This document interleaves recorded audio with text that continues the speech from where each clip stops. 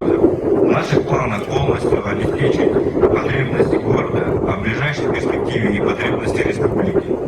Опыт производства у нас уже имеется. Сегодня линия по производству пенополипостирола запущена и успешно работает в Магаданской области. В этот по-настоящему знаменательный день для нас я хотел бы высказать благодарность руководству республики, города Якутска и технопарку Якутия.